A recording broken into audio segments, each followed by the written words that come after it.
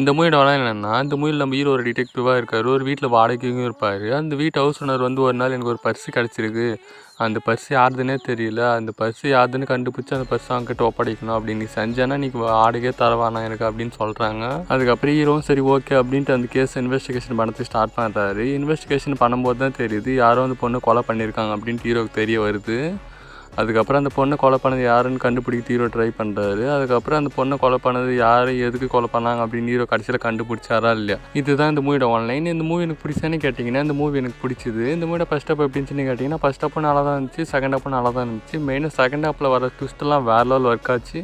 அதே மாதிரி இந்த மூவியில் மம்முட்டியோட ஆக்டிங் அப்படின்னு கேட்டிங்கன்னா அவரோட ஆக்டிங் காமெடி நல்லாவே இருந்துச்சு இந்த மூவியில் பார்க்குறதுக்கு. இந்த மூவியோட தமிழ் டப்பிங்கும் சூப்பராக இருந்துச்சு. மம்முட்டியோட தமிழ் டப்பிங் நல்லா தான் இருந்துச்சு. மெயினாக செகண்ட் ஹாப்பில் ஒரு ட்விஸ்ட்லாம் பார்த்தீங்கன்னா கிளைமேக்ஸில் ஒரு ட்விஸ்ட் வேறு லெவல் ஒர்க் ஆகும். அந்த கிளைமேக்ஸ் ட்விஸ்ட்டுக்காகவே இந்த மூவி ட்ரை பண்ணி பார்க்கலாம். இந்த மூவி பார்த்தீங்கன்னா லேக்கே அடிக்கல. பட்